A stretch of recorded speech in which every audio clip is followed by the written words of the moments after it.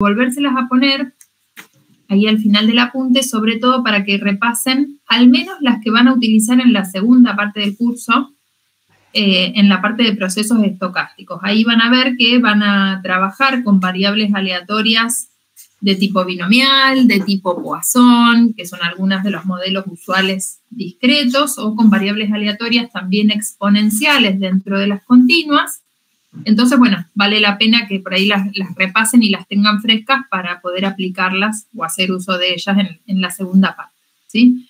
Así que voy a ir un poquito más rápido con este pedacito de repaso que nos queda, así podemos iniciar la parte que sigue, que ya ahí sí empezamos a hablar de cosas nuevas. Y un poco estaba recién en el descanso viendo la distribución de los tiempos. Con respecto a la semana que viene, vieron que les dije que el viernes tenía que cortar un rato antes la clase. ¿Tienen posibilidad ustedes de que empecemos un rato antes, los viernes? Yo había pensado en empezar el jueves, pero algunos no podían, entonces se me ocurre ahora, no lo había pensado antes, podíamos empezar un ratito antes, más que nada para no estar a las corridas, digamos, y poder dedicarle el tiempo que necesita cada cosa. Obviamente si todos pueden. Ahí alguien dijo que sí podía, el resto. ¿Todos? Yo puedo adaptarme también. Sí, yo también. Yo creo que también. Bueno. Si empezáramos, por ejemplo, 4:30, a lo mejor en vez de las 5, ¿estaría bien? Sí. Sí, a las 4 también, profe. ¿A las 4 también, el resto? Si pueden a las 4, las... genial, porque adelantamos una hora. Si pueden a las 4 también, mejor para mí también. También te queda mejor. Porque yo tengo que cortar, ¿se acuerda que doy clase? Tengo que claro, vos te viene bien porque... Me claro, permitiría ver más de la clase. Está bien. Entonces, Sandro puede. ¿Quién me dijo recién que también? ¿Emilce? Ah, Marianela. Yo también puedo. Laura. Yo también creería. Laura. Ahí que los Sebastián. estoy Yo salgo 4:20, pero me agrego la clase a las 4:30, no hay problema. Ah, bueno, pues a las 4 no podés. Empezaría... No se hagan problema por mí. Yo salgo 4:20 de trabajar y ahí ya me apunto. Ah, bueno. Bueno. Bien, a lo mejor podemos empezar con algún ejercicio, así no te perdés conceptos. Pedro, ¿anda por ahí?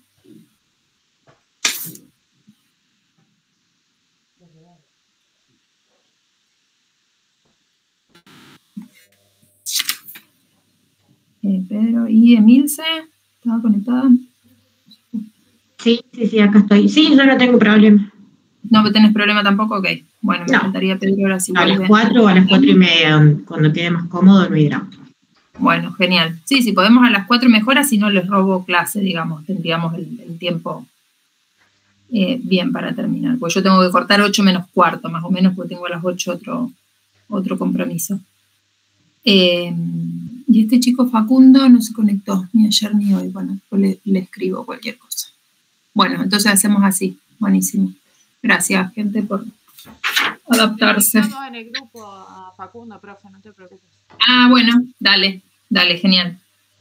Me hacen ese favor. Bueno, entonces, vamos a volver a la diapo que estábamos mirando. Sigo compartiendo, ¿no? Sí. Acá.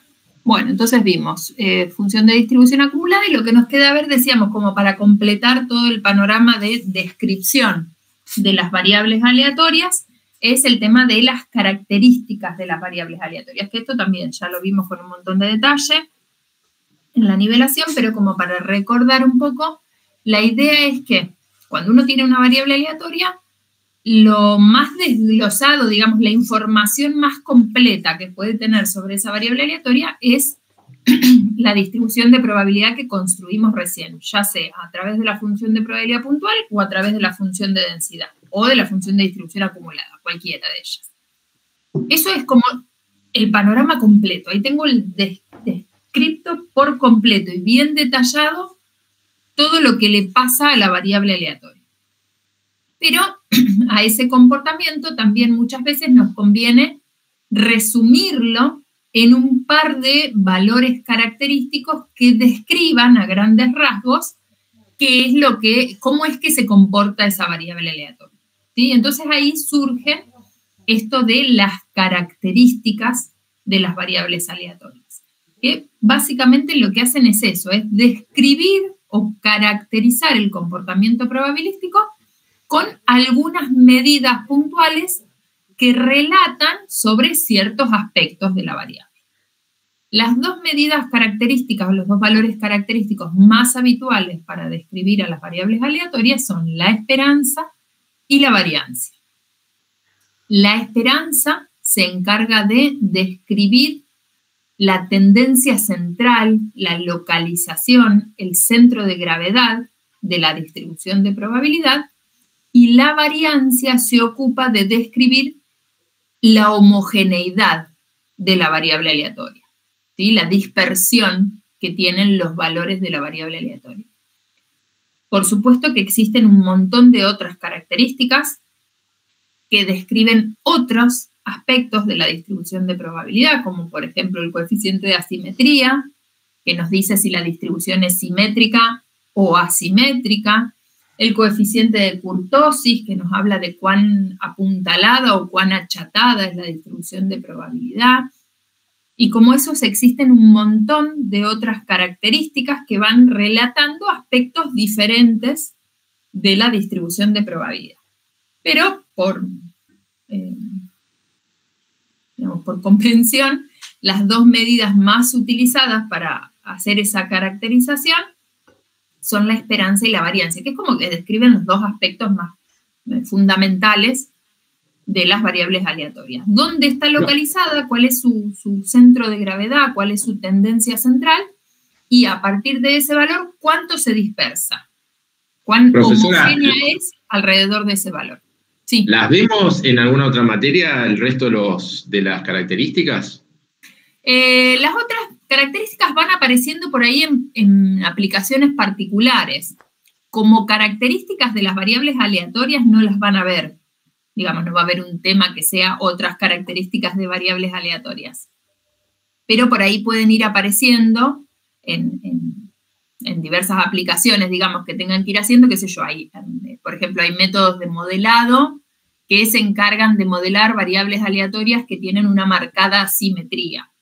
Entonces, muchas veces en el contexto de la aplicación de esos métodos, interesa evaluar en particular el coeficiente de asimetría de las variables. Entonces, a lo mejor ahí lo definan y lo vean y lo utilicen en ese contexto en particular. Pero como tema en sí, así como estamos viendo acá la esperanza y la variancia, me parece que no lo van a ver. De todas maneras, si les interesa por algún motivo esas otras características, les puedo sugerir también material para mirar.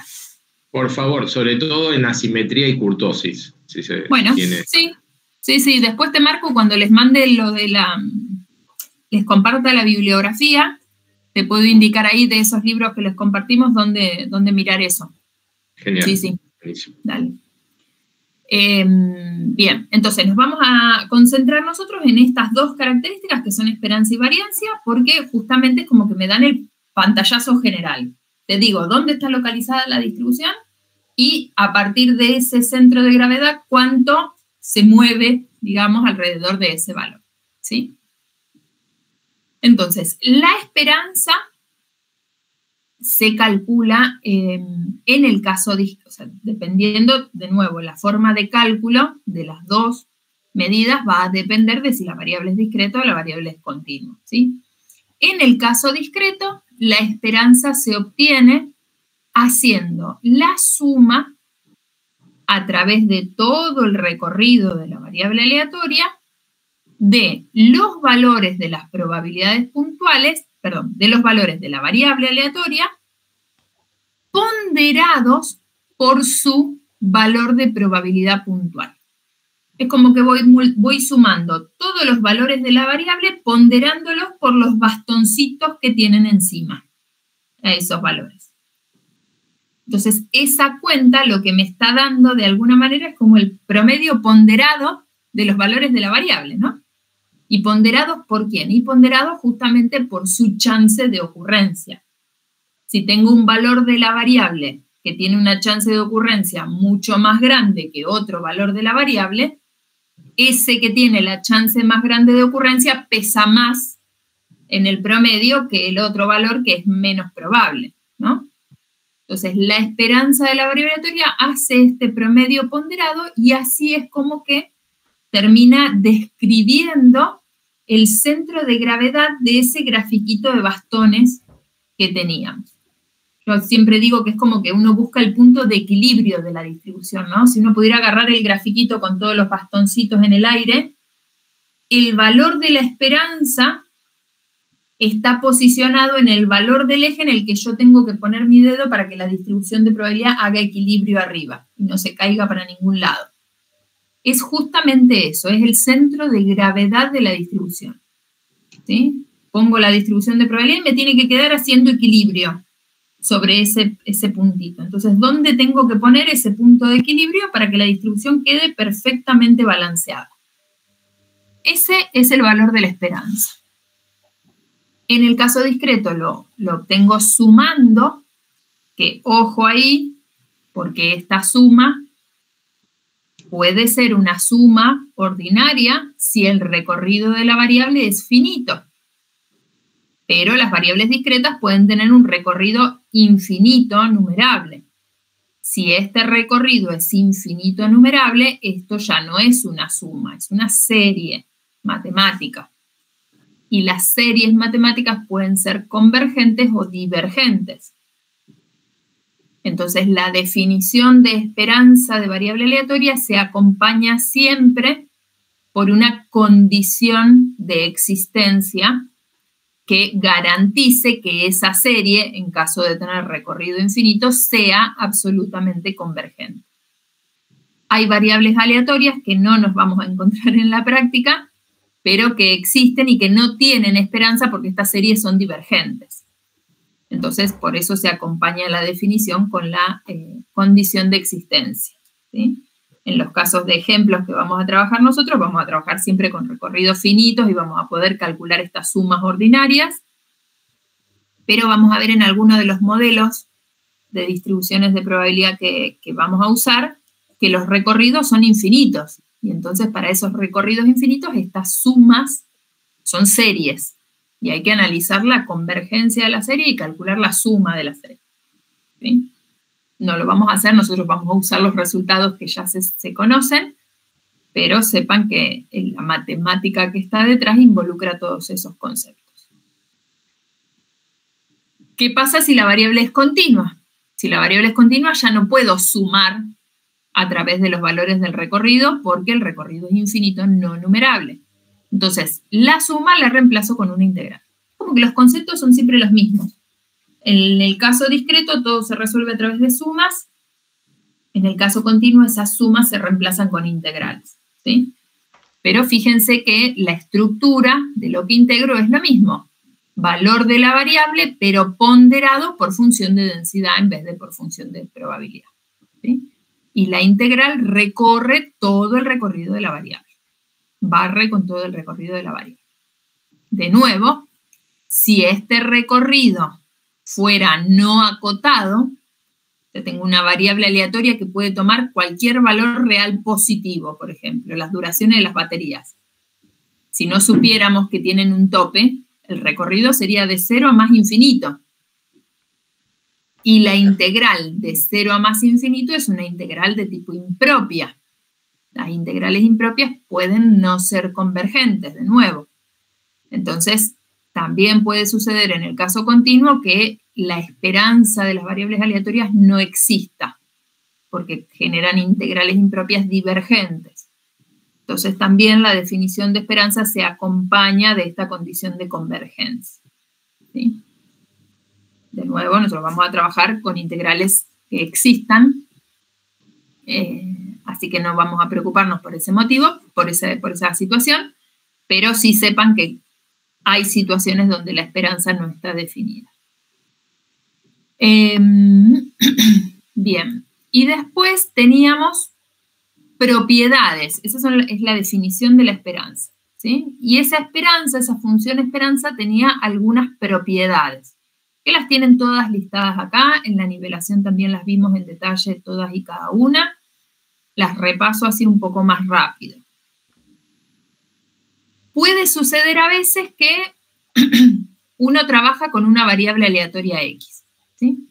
Pero que después, por motivos de cómo va evolucionando el estudio que está haciendo, lo que le interesa no sea esa variable aleatoria X original, sino una función de esa X, ¿sí? Entonces, esa función de la X genera otra variable aleatoria, digamos, Y. Qué sé yo, imagínense en un estudio que, no sé, se estaba analizando los montos de las inversiones que hacían las empresas en publicidad, por decir de alguna manera, o en algún fondo de inversión, qué sé yo. Entonces, mi estudio estaba centrado en el monto, la variable X, que era el monto de las inversiones realizadas. Pero claro, después cuando avanzo con el estudio digo, che, bueno, pará, ¿y esas inversiones qué ganancia, qué retorno habrán generado? Entonces me interesa una nueva variable aleatoria, que es el retorno de la inversión, que es una función del monto invertido, seguramente, ¿no? Y a lo mejor de otras cosas, pero pensémoslo así en una situación muy simple, que la ganancia de la inversión depende del monto que se haya invertido. Entonces tengo otra variable aleatoria diferente, que es el monto de la ganancia de la inversión, pero que depende de la que yo ya tenía analizada, que era el monto de la inversión. Entonces hay una propiedad de la esperanza que me dice que yo puedo obtener la esperanza de la variable nueva, de esa Y variable nueva, haciendo uso de la distribución de probabilidad de la X original. O sea, no me hace falta deducir la distribución de probabilidad de la Y. Puedo obtener la esperanza de la Y haciendo uso de la distribución de la X de la que depende esa Y. ¿Sí?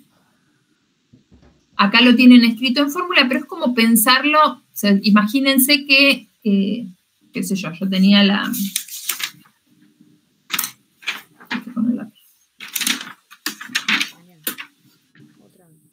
Nosotros teníamos analizado, por ejemplo, nosotros teníamos analizada una X que tenía una cierta función de probabilidad puntual, ¿sí? Y que después, a partir de esa X, me construí una Y que sea, qué sé yo, X al cuadrado, por ejemplo. ¿Sí? Entonces, ahora me interesa la esperanza de Y. Y bueno, si yo me atengo a la definición de esperanza, esto tendría que ser la sumatoria de los valores de Y por la P de Y. Pero esta no la tengo. Yo lo que tengo es la de la X, que ya conocía. Bueno, esta propiedad lo que me dice es, no te hace falta construir la P de Y. Calcula la suma usando la P de X, pero en vez de sumar los valores de Y, suma lo que sea Y en función de X. O sea que acá hago la suma de los X al cuadrado por la P de X. Es como que meto la función esta, G de X, como argumento de la suma y sigo usando la P de X. Me ahorro la deducción de la función de probabilidad de la variable nueva, ya sea en el caso discreto o en el caso continuo. Vale la propiedad para cualquiera de las dos situaciones, en un caso será suma, en otro caso será integral. Pero la propiedad es exactamente la misma. Entonces, esta propiedad tiene mucha utilidad, ahora vamos a ver cuando tengamos que calcular la varianza de las variables aleatorias. ¿Sí? Entonces, la primera propiedad es esta, de qué pasa con la esperanza de una función de la variable. ¿Sí? Después teníamos otras propiedades que tenían que ver más con la operatoria, que en realidad son todos casos particulares de esa propiedad general que vimos recién. ¿Qué pasa si tengo la esperanza de una combinación lineal de la variable aleatoria? Si yo a la variable la multiplico por algo, o le sumo y le resto algo, la esperanza de la combinación lineal me termina dando lo mismo que la combinación lineal de la esperanza. O sea, puedo meter el operador esperanza adentro de una combinación lineal. ¿Sí? La otra propiedad me dice qué pasa con la esperanza de constantes. Si calculo la esperanza a una variable aleatoria que siempre toma el mismo valor. Y su esperanza tiene que ser ese mismo valor, ¿no?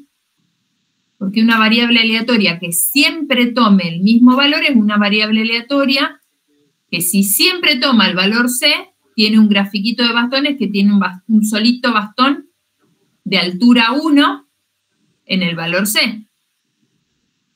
Y entonces, ¿sobre qué punto hace equilibrio esta distribución? Y sobre ese mismo C. La esperanza de constantes valen la misma constante.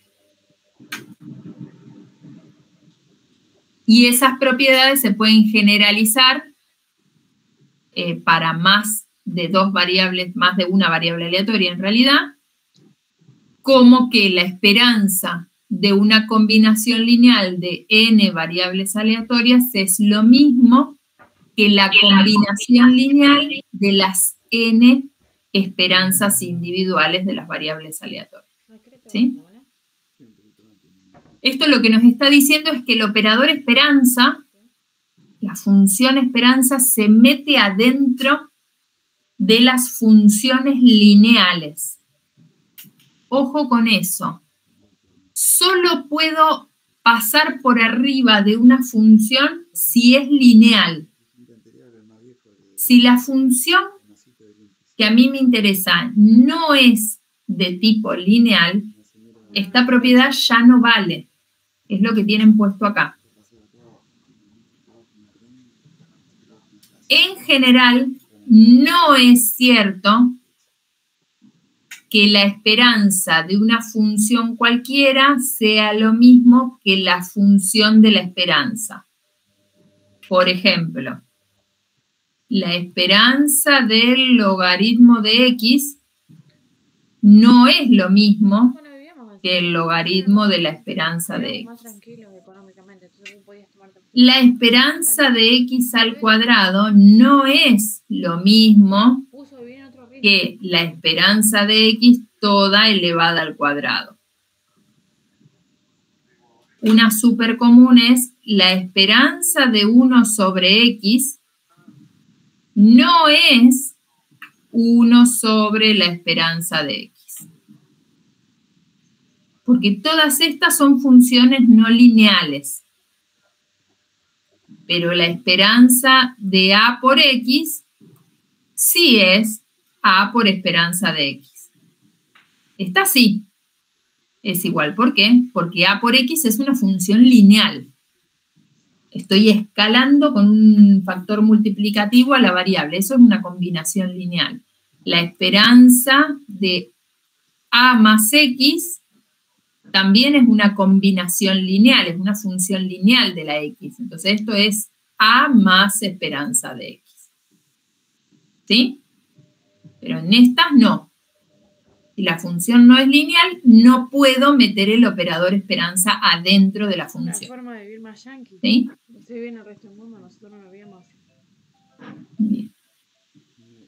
Entonces, esa es la esperanza como característica. Y la otra característica que dijimos que íbamos a repasar, era la variancia de una variable aleatoria. Y la variancia lo que me describe es la dispersión de la variable. A partir de ese centro de gravedad, que es la esperanza, ¿cuánto se alejan los valores de la variable en promedio? la variancia de una variable aleatoria se calcula como una esperanza, pero ya no de la variable, sino de la variable centrada.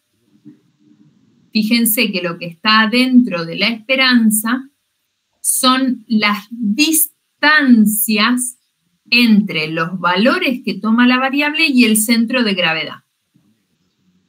Yo identifiqué en mi variable aleatoria su centro de gravedad, qué sé yo, imaginemos que tenemos una distribución, una cosa así. Y bueno, su centro de gravedad debe estar como por acá, ¿no? Qué grande es. Supongamos que esta es la esperanza de la variable. Entonces, ¿qué hace la variancia? Dice, bueno, vos tenés el centro de gravedad acá.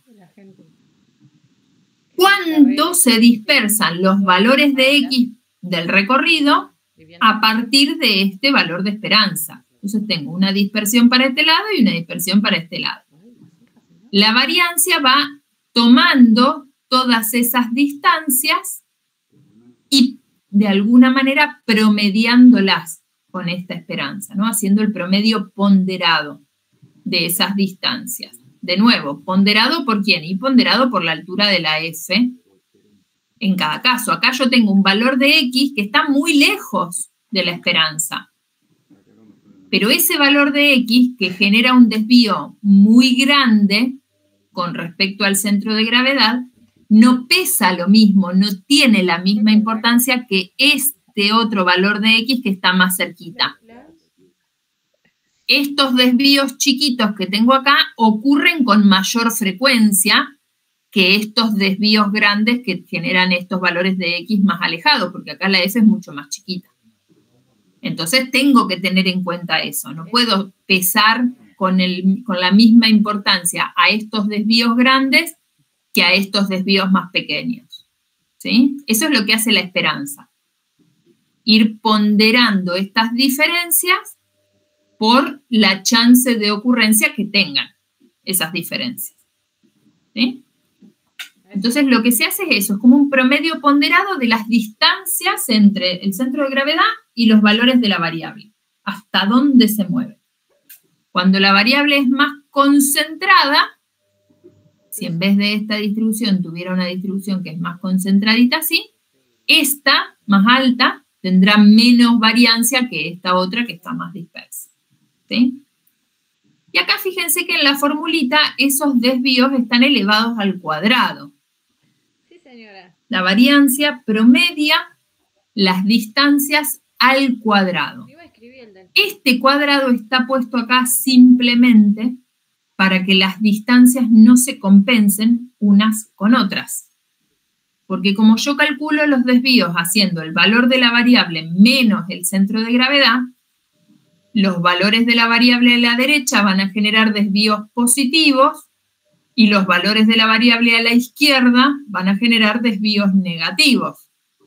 Si yo los promedio con sus signos, digamos, incluyendo su localización, va a haber desvíos positivos que se cancelen con desvíos negativos. Y no quiero que me pase eso. Yo quiero conservar a todas las distancias, ya sea hacia la derecha como hacia la izquierda. Entonces, ¿qué hago? Elevo esos desvíos al cuadrado. Calculo el promedio con los desvíos al cuadrado, con eso obtengo la variancia, pero después, a efectos interpretativos, a ese resultado le calculo la raíz cuadrada y me genero el desvío estándar de la variable.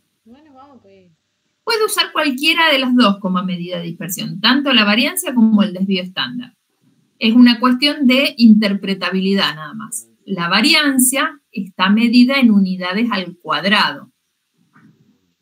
Entonces por ahí puede ser como poco interpretable, ¿no? Esto que decíamos recién, la ganancia de las inversiones. Y en la variancia de la variable son $100.000 al cuadrado. ¿Qué son los dólares al cuadrado? No sé. Como que queda raro, ¿no? Para la interpretación. Entonces, en general, lo que se hace es como volver a la unidad de medida original, calculándole la raíz cuadrada a la variancia. Y la raíz cuadrada de la variancia es lo que conocemos como desvío estándar de la variable, que también es medida de dispersión y está en las mismas unidades que la variable original. ¿Sí? La variancia que se calcula de esta manera tiene una fórmula de trabajo, que es esta que está acá abajo, que simplifica un poco las cuentas. Cuando uno tiene que hacer la cuenta a mano de la variancia, es más fácil, es más operativo trabajar con la fórmula de trabajo que con la fórmula original. Pero todavía después de 20 años se hace la tona, ¿te das cuenta, no? Ay, perdón, déme un segundito. Se fue. Se fue.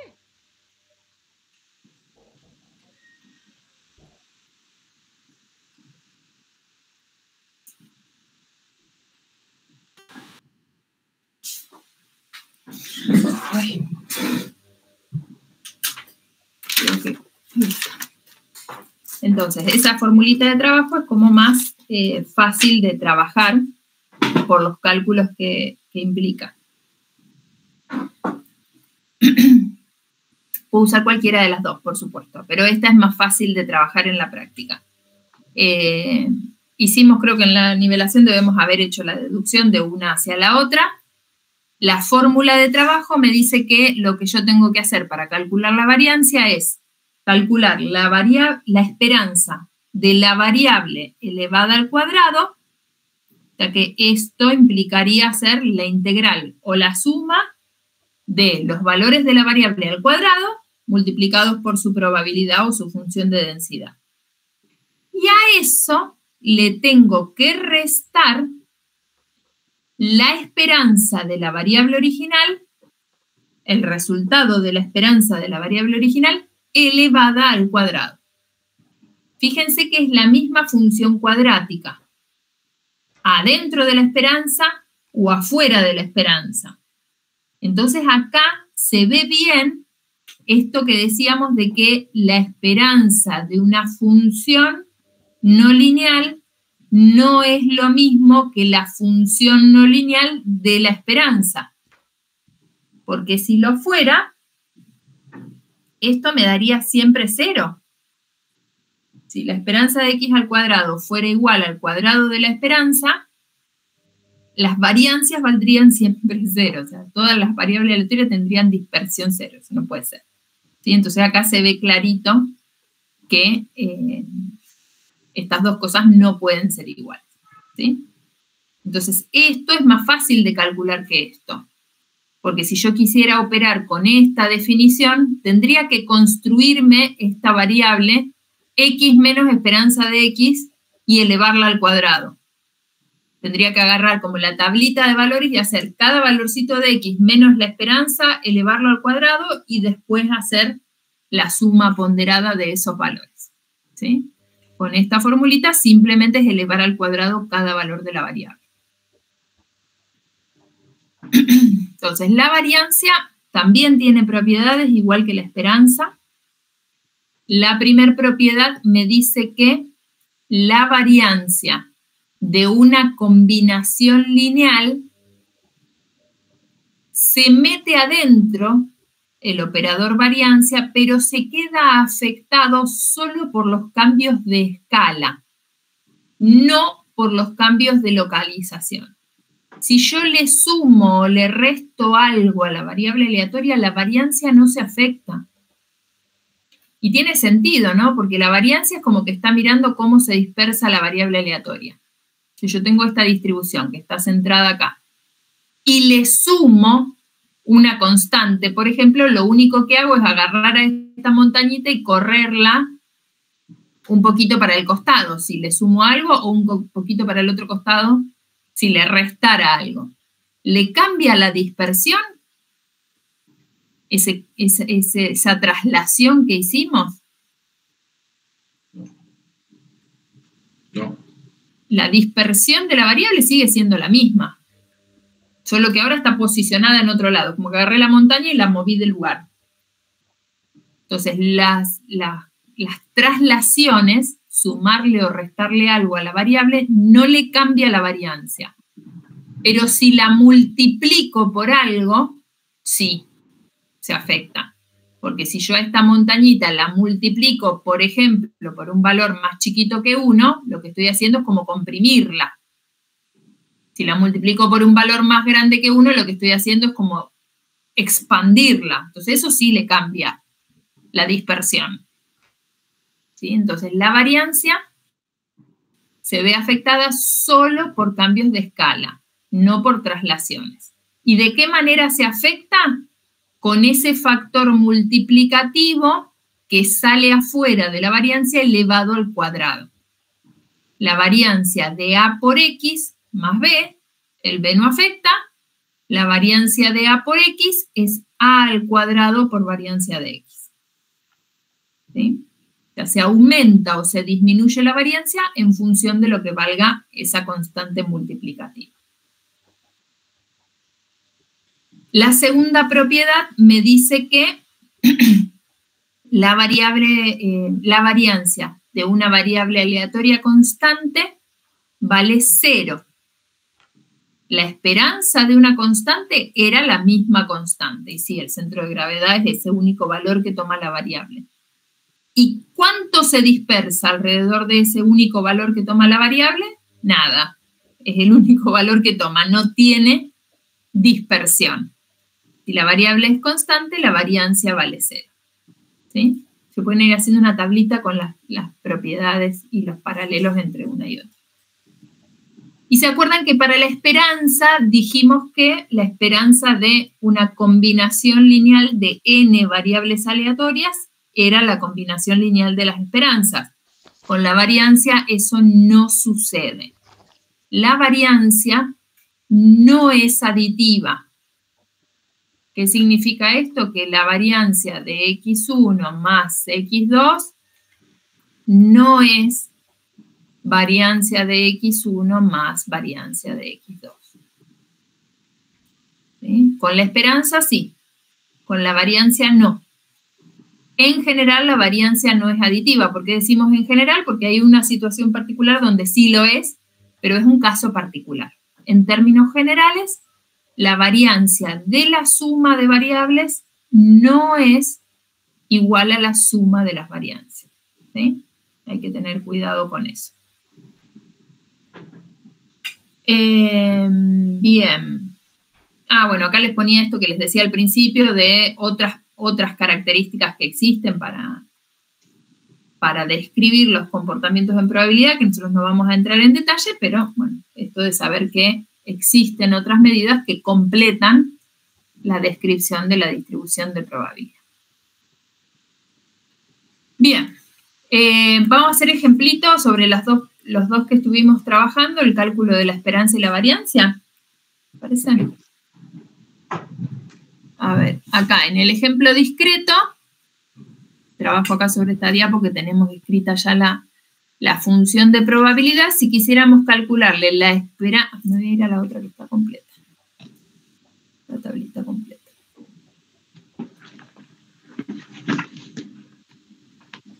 Acá teníamos la tablita completa de los valores de X con sus valores de probabilidad. Si quisiéramos calcularle la esperanza a esta variable aleatoria, ¿qué tendríamos que hacer?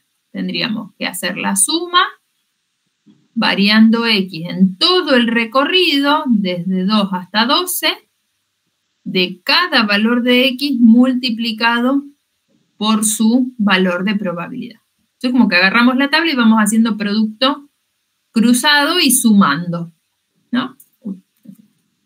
Ahora les pregunto, antes de hacer la cuenta, ¿cuánto les parece que va a dar la esperanza de esta variable? 7. Miren el grafiquito. Y debería dar 7.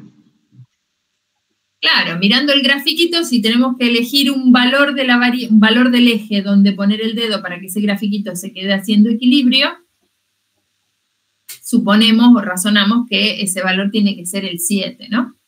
Hagan la cuenta, a ver si da.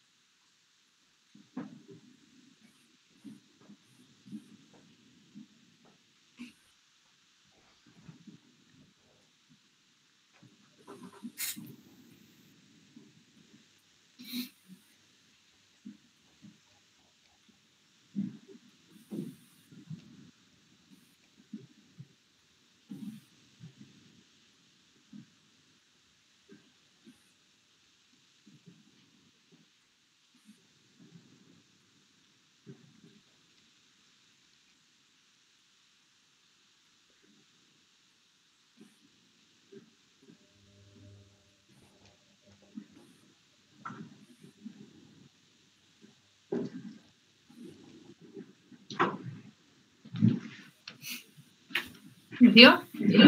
Sí, sí. Da 7. ¿No? Tengo que ir sumando todos estos productos, puedo sacar factor común 1 sobre 36, y esto da efectivamente 7, que se corresponde con lo que analizamos gráficamente. ¿Sí? Entonces, ¿qué significaría si uno tuviese que interpretar este valor 7 de la esperanza?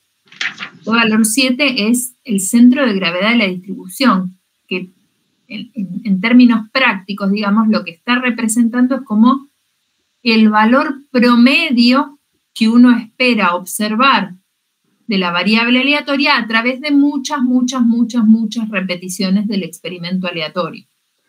Si uno repitiera este juego de tirar 2 dados al aire muchas veces y fuera registrando el valor que obtiene cada una de esas repeticiones y hace después el promedio de todos esos valores, ese promedio va a ser 7. ¿Sí? Entonces ahí hay que tener cuidado, que es un poco lo que charlábamos ayer con el ejemplo de la ganancia esa esperada, ¿no? El valor de la esperanza puede incluso no ser un valor que la variable aleatoria tome técnicamente. Acá justo nos dio 7 y el 7 es un valor posible de la variable. Pero imaginen, por ejemplo, que estamos tirando un solo dado al aire, un dado regular, ¿sí? Tiramos el dado al aire y registramos como variable aleatoria el valor que sale en la cara superior. ¿Sí? Entonces esa sería una variable aleatoria discreta que toma los valores del 1 al 6. ¿Con qué probabilidad cada uno? Un sexto. Un sexto. Calcúlenle la esperanza a esa variable aleatoria. ¿Cuánto da?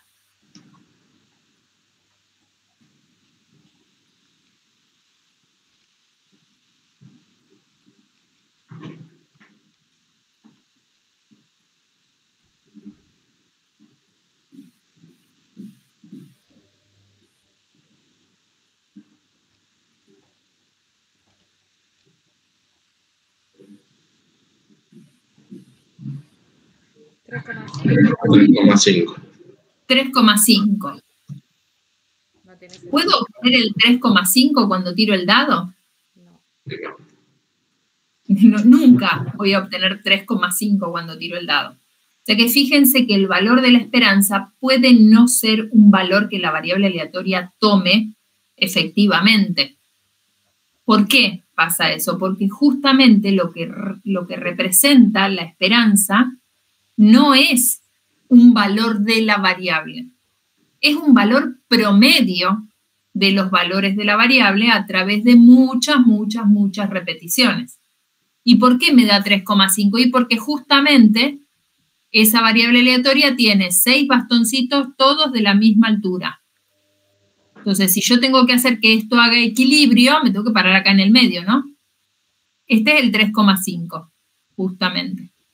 ¿Y qué está representando eso? Y que vos vas a tirar el dado 500 veces y te va a salir la misma cantidad de veces el 1, que el 2, que el 3, que el 4, que el 5, que el 6. En promedio, esos valores te van a promediar 3,5. ¿Sí? La esperanza representa eso, es como el valor que se espera observar en promedio a través de muchas repeticiones del experimento aleatorio, a través de muchas observaciones del fenómeno aleatorio. ¿Sí?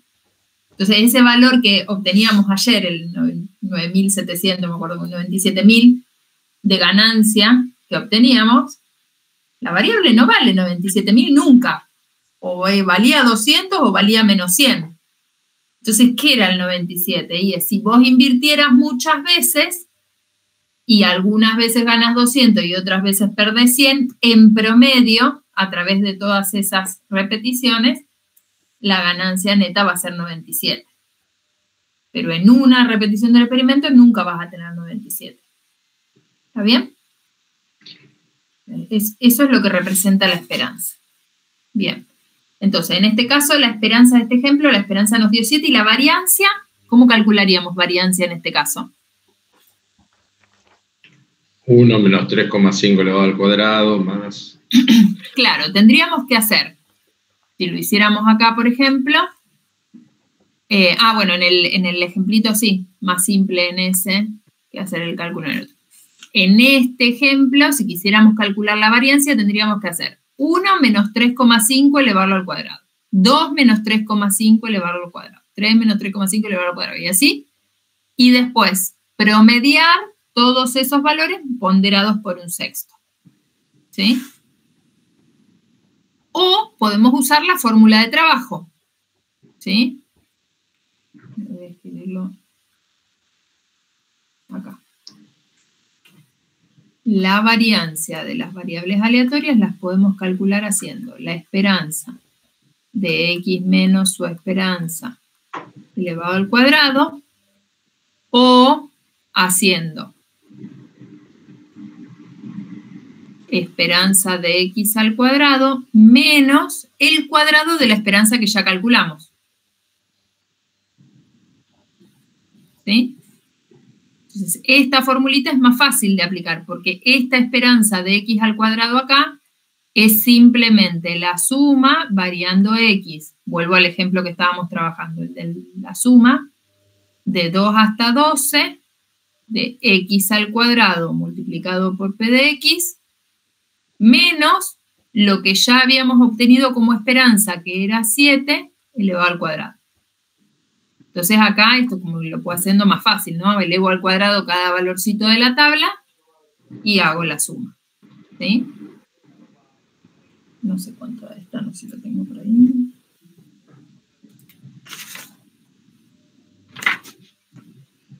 Necesito que vayas a ver el teléfono, si escribió el del pollo, para ver si está. Sí. No tengo calculada la variancia. Bueno, pueden hacer la cuenta ustedes y ven cuánto da la variancia. En el caso continuo, lo mismo. ¿Sí? Solo que estas sumas que estuvimos trabajando acá se reemplazan con las integrales. ¿Sí?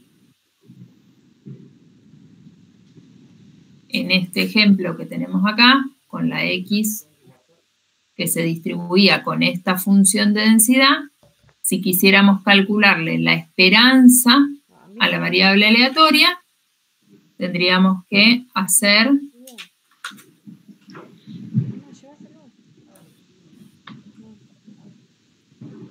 la integral desde 0,8 hasta 4 de x por f de x.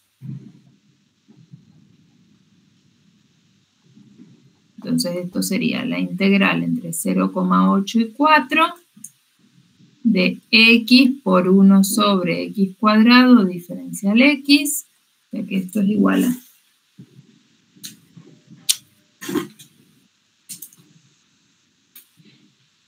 la integral entre 0,8 y 4 de 1 sobre x diferencial x, y esto es logaritmo de x entre 0,8 y 4.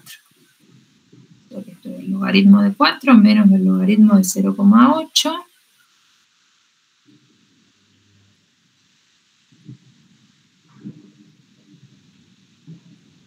Queda, si no hice mal la cuenta, 1,61.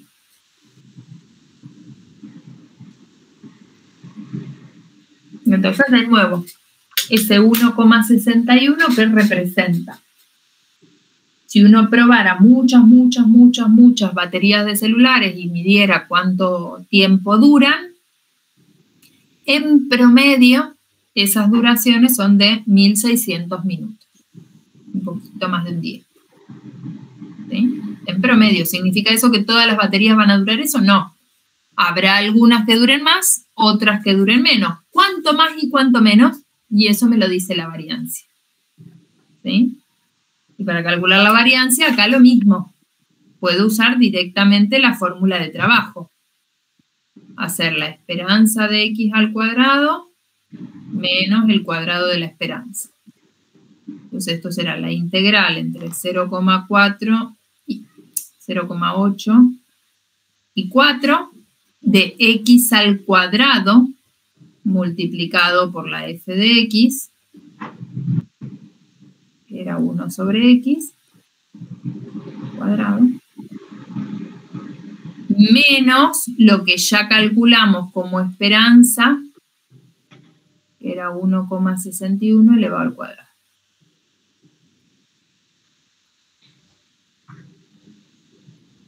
X al cuadrado por 1 sobre x al cuadrado me genera un 1, que integrado me da x, o sea que esto es directamente 4 menos 0,8 menos 1,61 elevado al cuadrado.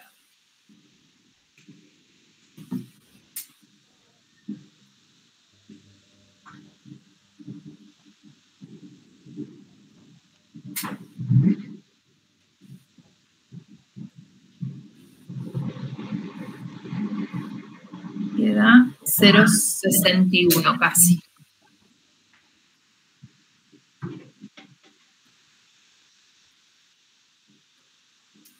O sea que las baterías duran en promedio 1600 minutos con un más menos de unos 600 minutos, 610 minutos. Entonces ahí relato las dos cosas. ¿Dónde está centrada la distribución?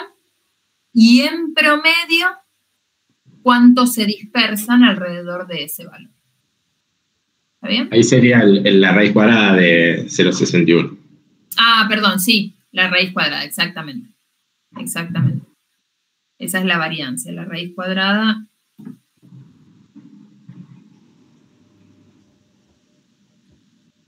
$0,78.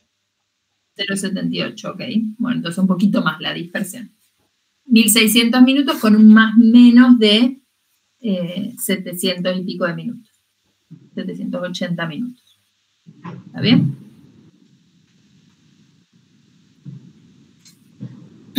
Bueno. Entonces, con esto tenemos todas las características, ya las dos características principales repasadas de las variables aleatorias. ¿Estamos bien? ¿Acá? ¿Una duda? No, estamos bien. Bien, bueno.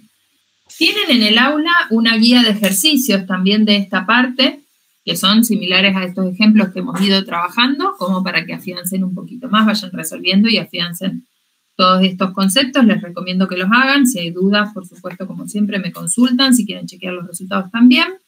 Pero bueno, la idea es que los usen justamente para afianzar, ¿no? Uno, como que en la teoría todo se entiende y cuando lo tiene que volcar a los ejercicios, ahí cuesta un poco más. Entonces, bueno, aprovechen los ejercicios para hacer esa práctica. Entonces, lo que queda acá en el apunte son, como les contaba al principio, el repaso de algunas de las distribuciones de probabilidad conocidas más habituales. Varias de estas las van a usar en la segunda parte, en la parte de los procesos estocásticos, entonces, bueno, conviene que las tengan presentes, ¿sí? Les hago un repasito a través de las discretas y de las continuas, pero todo esto también ya lo vimos en detalle en la nivelación. Tienen el material, acá está como muy escueto, digamos, el resumen de cada una, pero en el material de la nivelación lo tienen, que todavía está accesible en el aula, si no se lo descargaron, lo tienen bien desglosado todo por si necesitan ir a buscar algún detalle adicional, ¿sí? Entonces, dentro de las distribuciones discretas más conocidas, la mayoría de ellas se originaba a partir de un experimento muy particular que era lo que llamábamos experimento o ensayo de Bernoulli. ¿Se acuerdan? Los ensayos o experimentos de Bernoulli eran aquellos para los que solo existían dos resultados posibles, ¿sí? El que llamábamos, sin pérdida de generalidad, éxito o fracaso, sin hacer referencia a que el éxito tiene que ser algo bueno y el fracaso algo malo, sino que el éxito representaba el evento que me interesaba y el fracaso el evento que no me interesaba, ¿sí? Si estaba haciendo un estudio donde me interesa la prevalencia de una cierta patología, mi éxito será que la persona esté enferma, sin que eso signifique que me alegro porque la persona esté enferma, ¿no? El éxito define al evento de interés, por eso se le llama éxito. Pero el contexto que genera todas las distribuciones es ese, que haya un experimento aleatorio que solo dé lugar a dos resultados posibles. Persona enferma, persona no enferma, persona fumadora, persona no fumadora, muestra de agua contaminada, no contaminada, género masculino o femenino, persona hipertensa, no hipertensa, no sé, producto defectuoso, no defectuoso, lo que sea. Todo experimento aleatorio que solo genere dos resultados posibles es un ensayo de Bernoulli. Entonces, sobre ese experimento aleatorio, que tiene solo dos resultados posibles, podíamos definir una variable aleatoria muy simple que va a tener dos valores posibles, uno para el éxito, 0 para el fracaso, y que se correspondía con lo que llamábamos variable aleatoria Bernoulli, haciendo referencia al ensayo que le dio origen. Esa variable aleatoria era una variable aleatoria muy, muy simple, solo tenía dos valorcitos posibles, o sea que nuestra tablita para esta variable tenía solo el 0 y el 1, y las probabilidades asociadas a esos valores se correspondían con la probabilidad de éxito en el experimento aleatorio y el 0 con la probabilidad del fracaso, o 1 menos la probabilidad del éxito. A la probabilidad del éxito la llamábamos P, a la del fracaso la simbolizábamos con 1 menos P por ser el complemento. Entonces, esta variable aleatoria generaba la primer variable aleatoria discreta conocida que mencionamos, que era la variable de Bernoulli, que tenía distribución de Bernoulli. Su función de probabilidad puntual la podíamos expresar así con la tablita o en forma de ley más genérica para no estar dando tablas, de esta manera. Fíjense que si particularizamos los valores de X en el 0 y en el 1, que son los dos valores que toma, si la X vale 0, me queda P a la 0 que vale 1, y me queda 1 menos P a la si la X vale 0, dije, 1 menos P a la 1, o sea, 1 menos P. Genero este 1 menos P que tengo acá en la tablita. Y si la X vale 1, tengo P a la 1 y 1 menos P a la 0. Entonces me queda el P, que es este de acá abajo. O sea, que es lo mismo, ¿no? Expresé estos resultados en forma funcional. Esta variable aleatoria, todas las variables aleatorias tienen esperanza y variancia.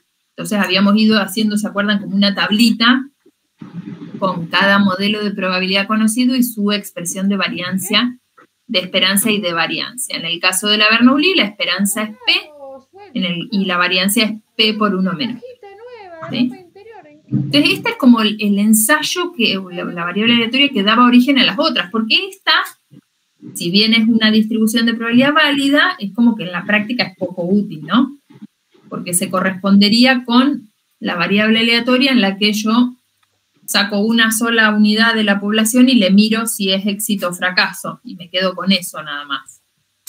Y la realidad es que en las aplicaciones prácticas que uno hace, no va a seleccionar una única unidad para ver qué es lo que pasa con la variable que le interesa. ¿Qué va a hacer con ese ensayo? Lo va a hacer muchas veces. Yo voy a repetir este experimento aleatorio muchas veces. Si estoy buscando la prevalencia de una enfermedad, seleccionaré una muestra de personas de la población y a cada una le mediré si tiene la enfermedad o no. ¿Y qué me interesará a través de toda esa muestra? ¿Cuántas personas tienen la enfermedad? Entonces estaré mirando, mi variable aleatoria será el número de éxitos que encontré cuando repetí el experimento n veces. Sigo estando en el contexto de un ensayo de Bernoulli, pero ahora no me quedo con una sola repetición, sino que lo repito n veces, una cantidad fija de veces, y cuento cuántos éxitos tuve. Entonces ahí se generaba esta otra distribución, este otro modelo, que era el modelo binomial. Para el modelo binomial, la variable que interesa es esta X que tenemos acá, que es el número de éxitos en n repeticiones del experimento. N, una cantidad fija. Repito 10 veces el experimento, cuento cuántos éxitos tengo. La variable aleatoria así definida tenía distribución binomial. En la nivelación hicimos toda la deducción de la función de probabilidad puntual que terminaba teniendo esta forma. No hace falta que repasen la deducción, pero sí van a necesitar acordarse de esta distribución. ¿Sí? Los valores posibles de esa variable X, que cuenta cuántos éxitos tengo si repito el experimento n veces, los valores posibles van desde 0 hasta n. Puede que no me salga ningún éxito, o puede que en todas las repeticiones obtenga éxito. Entonces tengo recorrido desde 0 hasta n. A las variables aleatorias así definidas, como el número de éxitos en n repeticiones del experimento, siempre le vamos a asociar este modelo binomial. Lo vamos a denotar de esta manera, que X se distribuye binomial con parámetros n y p. Yo tengo que saber cuánto vale n y cuánto vale p para que esta cosa esté definida, ¿no? Alguien me tiene que decir cuántas veces repetiste el experimento y cuál era la probabilidad del éxito en cada uno de esas repeticiones. ¿Sí? A esos los llamábamos parámetros de las distribuciones. La esperanza y la variancia de esta variable aleatoria, n por p y n por p por 1 menos p, que también hicimos las deducciones en la nivelación. Por ahora es como que solo necesitamos recordar los resultados. ¿Sí? En el mismo contexto de la distribución binomial, podemos generar otra distribución si damos vuelta el enfoque con el que hacemos la experiencia. Para la binomial, fijamos la cantidad de repeticiones del experimento, lo voy a hacer 10 veces, y voy a contar cuántos éxitos obtuve. Si yo el experimento lo repito de otra manera, digo, no voy a fijar cuántas veces lo voy a repetir. Voy a fijar la cantidad de éxitos que quiero obtener. Y voy a contar cuántas repeticiones necesité. Entonces lo que se genera es otra variable aleatoria, pero que en vez de distribución binomial tiene distribución de Pascal. Esta también la vimos. El contexto en el que se genera es el mismo que el de la binomial, pero el enfoque con el que se hace la experiencia es como a la inversa. En la binomial fijo las repeticiones y cuento los éxitos.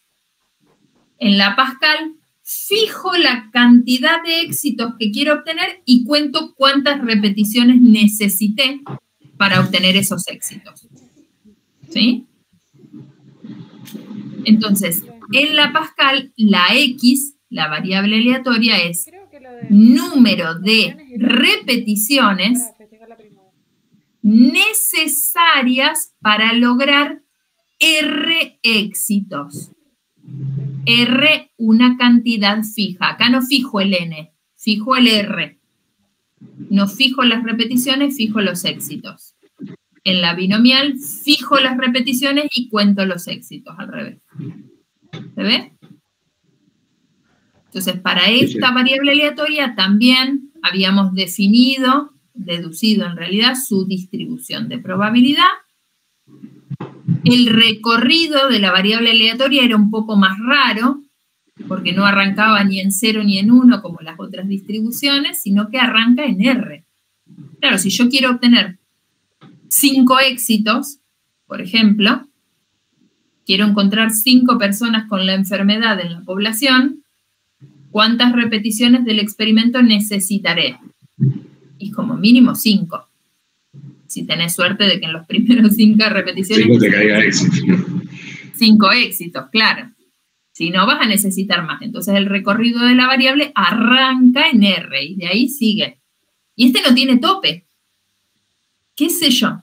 Si la enfermedad que estoy buscando es una enfermedad muy rara, probablemente necesite sacar muchas personas de la población hasta que encuentre la cantidad de éxitos que quiera. Entonces no hay forma de acotar este recorrido. ¿Sí? También esta distribución tenía una esperanza y una variancia. Y de esta distribución había un caso particular muy usual, que era la distribución que se generaba cuando la cantidad de éxitos que estaba buscando era 1. Si en particular a mí me interesa la cantidad de repeticiones que tengo que hacer hasta encontrar el primer éxito, entonces ahí lo que tenemos es la distribución geométrica. ¿Sí? Podríamos ni mencionarla, porque es el caso particular de la Pascal para R igual a 1. Está dicho acá. Es un caso particular. Bueno, acá dice binomial negativa, esto sería Pascal. La binomial negativa es una distribución más general incluso que la Pascal, pero no vamos a entrar en detalle sobre eso. Si quieren, reemplacen eso por Pascal. Es un caso particular de la distribución Pascal cuando el número de éxitos que interesan es R igual a 1. Entonces, se la menciona como un caso particular porque es muy habitual en estudios que se busque la primera aparición del evento de interés, el tiempo de eficacia de un medicamento que se mide como el tiempo hasta el que la primera persona recae o hasta que se produce el primer contagio de una enfermedad, por ejemplo. Esto de que sea el primer evento tiene muchas aplicaciones prácticas, entonces por eso se particulariza la distribución para ese caso y se la analiza en particular, pero uno podría directamente trabajar con el modelo general Pascal. ¿Sí? Entonces la función de probabilidad puntual de la geométrica es esta, que no es más que la formulita que vimos antes, para el caso R igual a 1, esperanza y varianza, igual que en los casos anteriores. Y después teníamos dentro de las distribuciones discretas, fíjense que estas que vimos recién, todas tienen como su punto de partida el ensayo de Bernoulli. ¿Sí? Si a ese ensayo de Bernoulli lo repito una cantidad fija de veces y cuento los éxitos, tengo binomial. Si lo repito hasta que me aparece una cierta cantidad de éxitos, tengo Pascal. Si es hasta que me aparece el primer éxito, tengo geométrica. Y después tenemos la Poisson, la distribución Poisson, que se corre un poquito de esa situación general, pero que tiene como su definición muy similar a la binomial. En la binomial nosotros contábamos número de éxitos en n repeticiones de un experimento aleatorio, de un ensayo de Bernoulli. La Poisson también es una variable de conteo de éxitos. La X cuenta el número de éxitos que obtenemos, los éxitos o eventos, pero con la particularidad de que esos éxitos o ese evento de interés no ocurre al realizar un experimento aleatorio, o sea, al repetir un experimento aleatorio, sino que pueden ocurrir como en un intervalo de tiempo o en una región de espacio continuo. Ya no tengo la repetición, que lo hago una vez, obtengo éxito o no, lo hago otra vez, obtengo éxito o no. Tengo como una región de oportunidad abierta, que puede ser de tiempo, de espacio, de lo que sea, y dentro de esa región de oportunidad los éxitos se pueden presentar en cualquier lado o en cualquier momento. Entonces, el conteo de éxitos que ocurren en regiones de oportunidad no discretas se distribuyen con distribución Poisson en vez de binomial. ¿Sí? Es como que es lo mismo, es una variable de conteo. Pero si ese conteo es a través de repeticiones de un experimento aleatorio, de un ensayo de Bernoulli, es binomial. Y si los éxitos pueden ocurrir en una región de oportunidad no discreta, es Poisson. ¿Qué sería? Por ejemplo, número de personas que entran a un banco durante un periodo de tiempo de 1 hora. Entonces, claro, ahí los éxitos es que entre una persona al banco. ¿Y cuál es el ensayo que dice que entra o no entra la persona? No tengo ese ensayo acotado donde entra o no entra una persona. La persona puede entrar en cualquier momento dentro de la hora. No tengo forma de discretizar ese momento de ingreso de la persona. Entonces ahí es Poisson. Número de accidentes que ocurren en una intersección de calles durante la hora pico de tránsito. Dale, gracias. Todos esos conteos de éxitos que se pueden presentar en cualquier momento durante un intervalo de tiempo se distribuyen con distribución Poisson. ¿Sí? Entonces es lo mismo, la distribución Poisson tiene su función de probabilidad puntual, su esperanza, su varianza. Con estas distribuciones binomial y Poisson van a trabajar un montón en los procesos estocásticos, ¿sí? Así que repásenlas. Y después, dentro de las continuas, bueno, teníamos la uniforme, que esta es una distribución bastante simple y que en general en la práctica no se presenta para modelar fenómenos, sino que se utiliza como para generar otras distribuciones.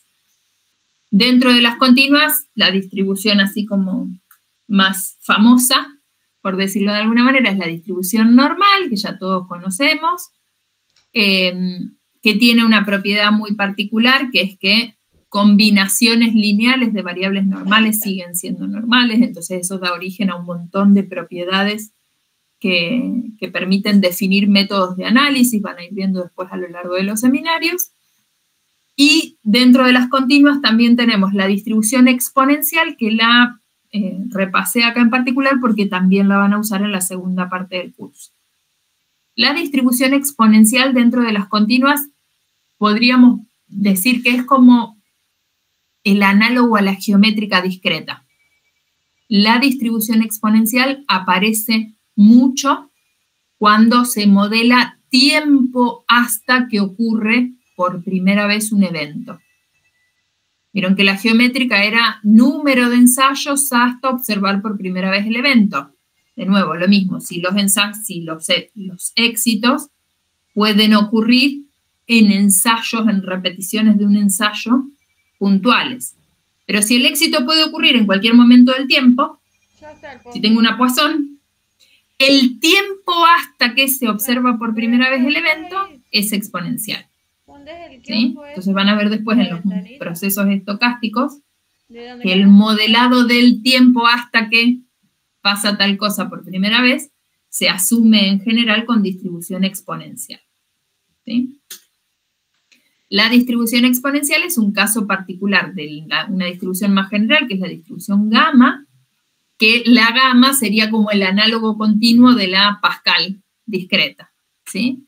Es como que podríamos establecer una especie de analogía o correlato entre las distribuciones discretas y las continuas, que modelan como el mismo tipo de fenómenos, ¿no? Si estamos en el contexto en el que se efectúan ensayos de Bernoulli y la variable que interesa es el número de eventos, el número de éxitos en un número fijo de ensayos, tengo distribución binomial. Si lo doy vuelta y lo que cuento son los ensayos hasta obtener una cantidad fija de éxitos, Pascal. Si esa cantidad fija de eventos es 1, me interesa el primer evento, tengo la geométrica. Esa misma relación la tengo entre la Poisson, la gamma y la exponencial. Si los éxitos, en vez de ocurrir en ensayos de Bernoulli, ocurren en el contexto de un proceso Poisson, que es esto que decíamos de que los éxitos se presentan en una región de oportunidad, entonces si cuento el número de éxitos en un intervalo de tiempo fijo, tengo distribución Poisson. Si cuento el tiempo, lo doy vuelta, tiempo hasta la ocurrencia de una cierta cantidad de eventos, tengo gamma. Y si en particular me interesa el primer evento, el tiempo hasta el primer evento, tengo la exponencial. ¿Ven que es como la misma relación que hay entre estas tres? La hay entre estas otras tres, acá en el caso discreto, acá en el caso continuo. ¿Está bien? Entonces van a trabajar bastante con estas relaciones entre las distribuciones, entre estas distribuciones. Después hay un montón de modelos de distribuciones más, pero bueno, para este seminario en particular, estas son con las que vamos a trabajar en mayor profundidad.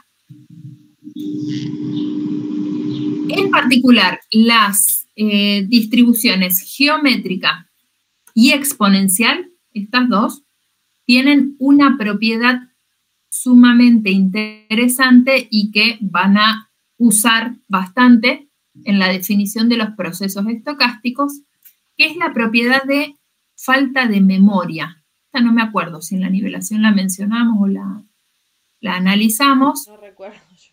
No. Nos falta la memoria. Y la gama también quedó como muy, por lo menos a mí me pasó con la distribución gamma que no me quedó muy clara como las otras, digamos. Como las otras, claro. Sí, la distribución gamma en el contexto de este seminario por lo menos no la vamos a utilizar. Y en los otros no es una distribución que aparezca mucho. La pueden llegar a ver no tienen ustedes, algún curso de datos de duración, de análisis de supervivencia.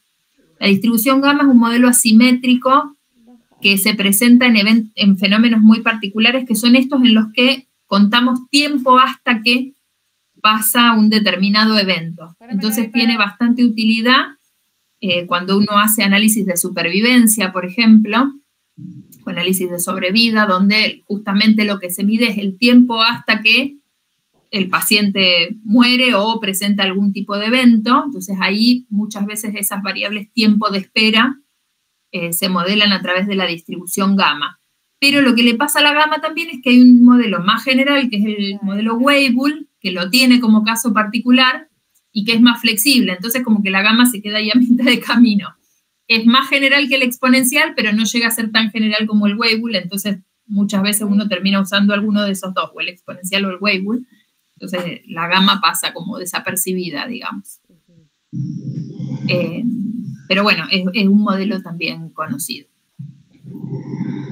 Entonces, esta propiedad de falta de memoria, se las menciono acá porque seguramente la retomen ahora en alguna de las explicaciones de los procesos estocásticos, que lo que establece esta propiedad es esta igualdad de probabilidades, que es un poco difícil de verla así a través de la fórmula, pero básicamente lo que dice es que si uno tiene una variable con distribución geométrica o con distribución exponencial, es como que la variable aleatoria se resetea con cada repetición del experimento o con cada instante de tiempo que transcurre.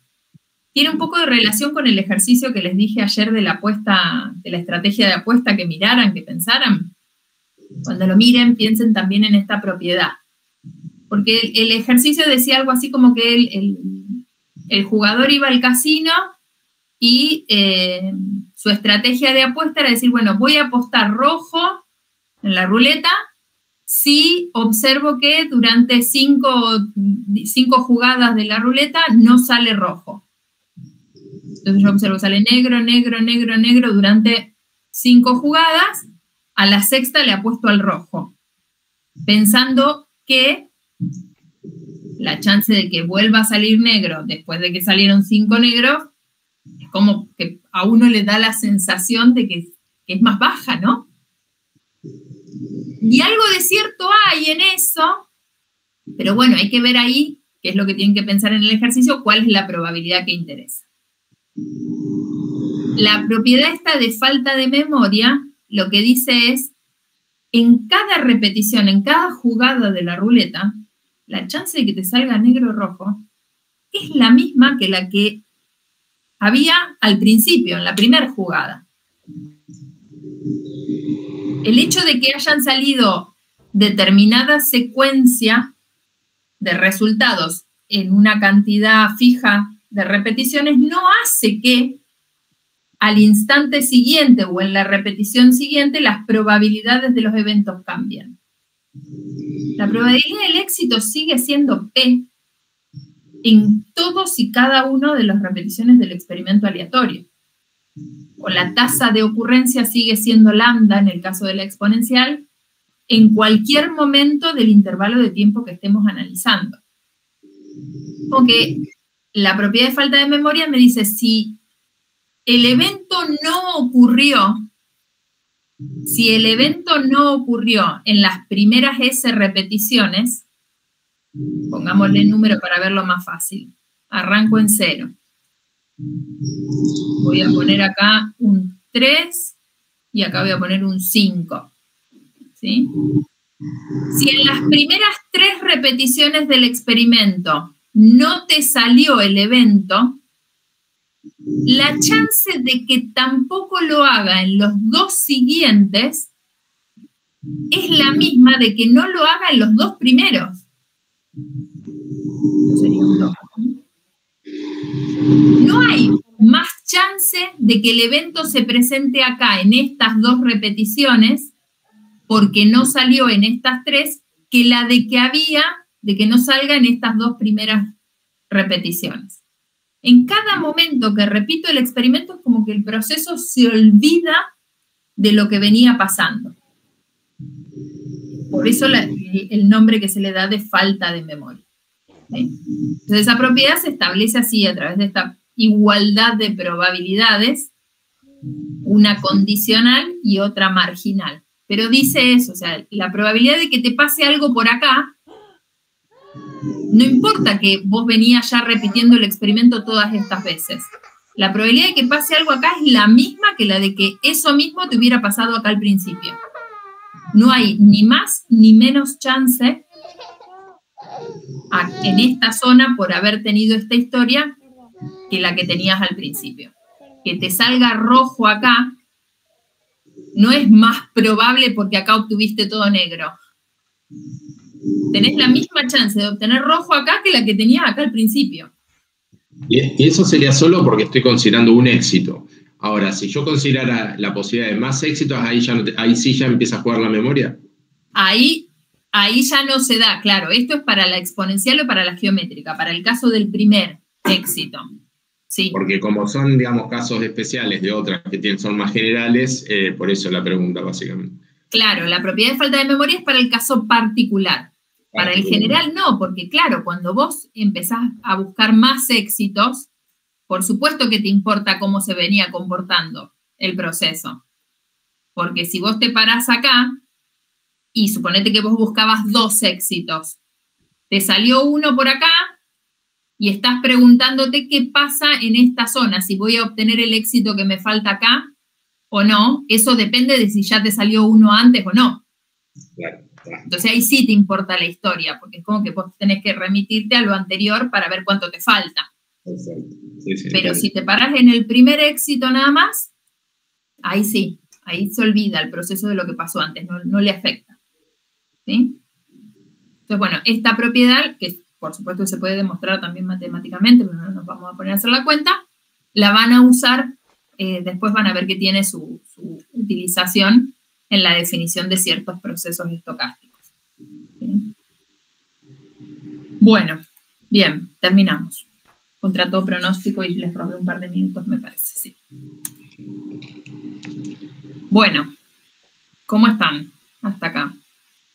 Bien. ¿Se fue aflorando todo lo que habíamos visto? Estuvo bueno. Okay. Sí.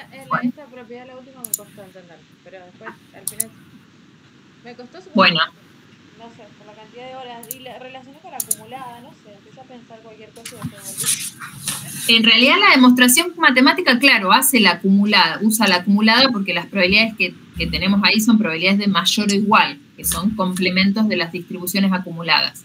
La demostración hace uso de eso, pero digamos, como alcanza como que lo entiendan de esta forma intuitiva que lo estuvimos analizando. Si quieren después les subo la demostración analítica, digamos que a lo mejor ayuda a bajarlo un poco más a tierra, pero la idea es esa, es quedarse con la idea de que si estoy trabajando con un modelo geométrico, con un modelo exponencial, no me interesa si hace un año que estoy tirando la ruleta o si es la primera vez que lo estoy haciendo. La chance de los eventos no se modifica por la historia de ocurrencias anteriores de la variable. que hayan salido 15 negros consecutivos en la ruleta no hace que en la repetición 16 haya más chance de que salga el rojo.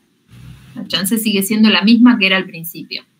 Y que es un poco como antiintuitivo, ¿no? Y esa antiintuición tiene que ver con la probabilidad del evento simultáneo, que es un poco la idea de lo que tienen que pensar en el ejercicio, digamos, no les quiero spoilear el ejercicio.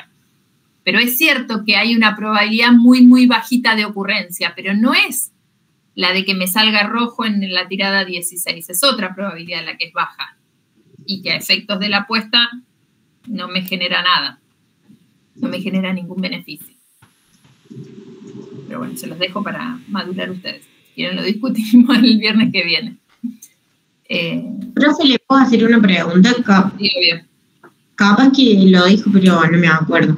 La guía de ejercitación, ¿hay que subirla, hay que mandársela o directamente que nos sirva a nosotros como guía de estudio? No, esas las que están disponibles en el aula es para ustedes, es para que practiquen ustedes los ejercicios. Después la que va a ser para entregar se las voy a subir la semana que viene, que va a ser más acotada, con menos ejercicios puntuales para resolver, y esos sí son los que tienen que entregar como parte de la evaluación. Pero estos son para que, o sea, los que van a tener que entregar van a ser del estilo de los que están en la guía, entonces la guía está buena para ponerse a tono, digamos, para consultar y demás. Gracias, profe.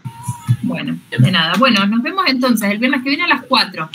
Después les mando recordatorio durante la semana por las dudas y el link también para el acceso virtual. Listo, profe, muchas gracias. Listo. Vale, gracias. Buenas noches a todos. Nos vemos. Chao, chao. Adiós.